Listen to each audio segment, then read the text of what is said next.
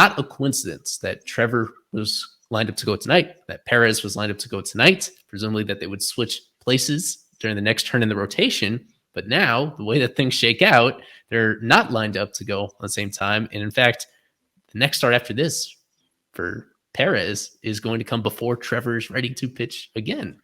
So that certainly changes the whole discussion that I planned on having, because I think that he may get one, just based, we're doing this on the fly, but I think he may get one more. I think he's going to get one more beyond today, regardless. Don't you? The way that this kind of shakes up their plans.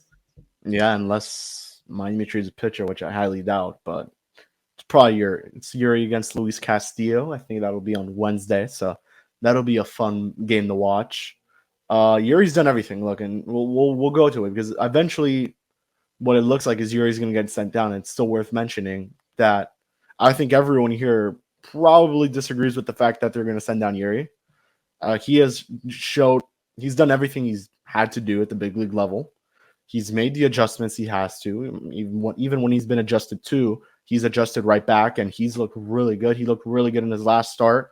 Man, if he shoves tonight and he shoves in Seattle, sending Eury down is going to be a really, really bad look for you. And you're bringing up Trevor, who, as Eli mentioned before the stream, has not been good since 2021, the middle of the year 2021. So now he's had some really good starts between then and now, but Eury's the one who's been good, and he's been consistent. So, and I think Eury staying at the big league level is probably what's best. It's where he's going to learn best from the best of the best. You have Mel Stoudemire, who's probably one of the best pitching coaches in baseball. So you do that, or you send him down to AAA, where you don't know what's going to happen. Now, obviously, he's going to shove, and he's going to show that he has no business being in AAA. But again, I mean, the team knows what they're doing, and I guess bringing Trevor up is what they want, and having Eury back down. And this was always the plan. The plan from the beginning was having Eury make a couple starts and then send him right back down. But man, he's pitched to the point where it's hard to send him down, and that's where I think most of us are going to disagree when that move does eventually happen. I still think that it's going to be somewhat contingent on the results. With Eury, as impressed as we've been, you look at the savant sliders, and you also look at just the expected stats, that he is overperforming a little bit. He's been great. As he entering this series, he's had back-to-back scoreless outings. Of course, they have been 5-inning outings. They have this limitation on him that they believe is for his own physical well-being, that they believe that they want to stretch him out to a certain number of innings over the course of the season and limit him to a certain number of pitches within his starts. The other function of that is he doesn't have to face a lineup 3 times in the way that other starters do, the way that even some of the best starters in baseball struggle with. That's what Sandy has struggled with most of this year. Luzardo almost at the same level. They have struggled with that aspect of it. And he's not getting tested in that situation. And he's also not, taking that work off of the shoulders of the bullpen. It just leaves the bullpen with more to do in those situations. So it's not totally black and white with him. Even though he has that 2.25 ERA, the expected ERA is in the 4s.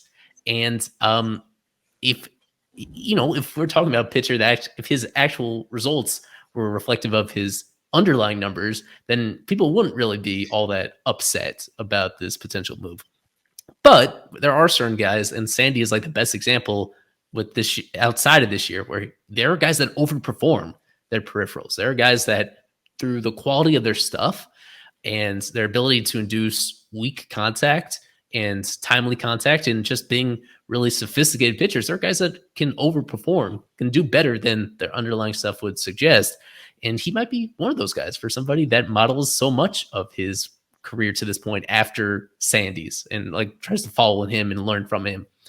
He's a guy that perhaps he is truly emerging as that successor and that deserving, that a co-ace in this rotation.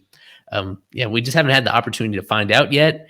And I'm with Kevin that it will be disappointing if they send him down despite his success. If they are going to send him down, it should be something that they're actually seeing in the results that do that. If you're performing for a team that has so much pressure to win right now, it really shouldn't be much of a conversation, because the most important thing should be this year about finding ways to maximize this hot start they've gotten off to.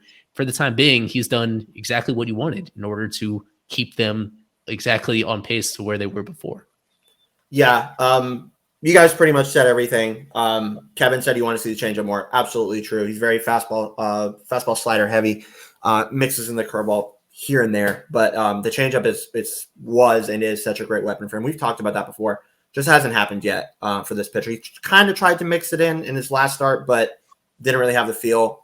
It was really, really diving into his arm side a bit. I think he even hit a guy with the pitch, I think. So, Kevin had the report about him filling out the baseball here, which, that's fine. It's a young pitcher. He's been dealing with a different baseball, and now he's dealing with something that he's not 100% accustomed to. It's totally fair.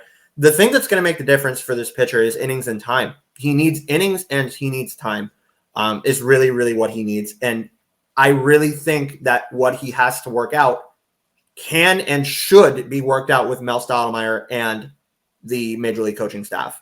I think this limit and cap on him, I understand that they're being very careful with a guy that just turned 20 years old.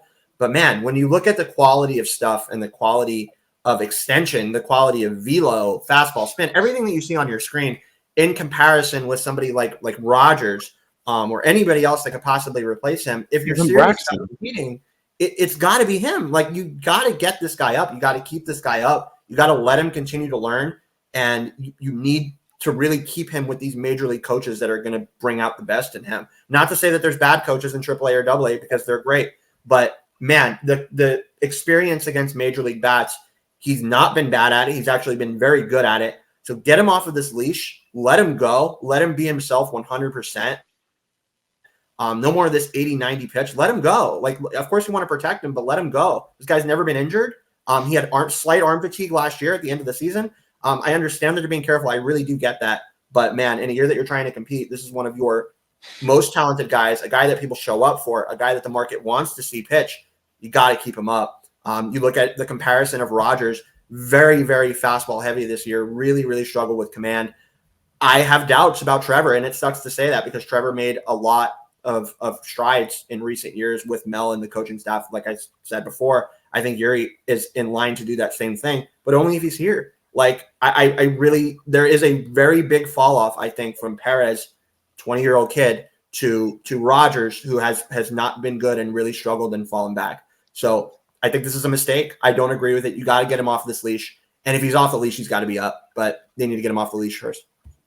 If you're trying to win games, you have to keep Eury. That's the way I'll put it. This team is in a position that they haven't been in God knows how long. If you're trying to win games right now, Eury Pérez is your best option over Trevor Rogers.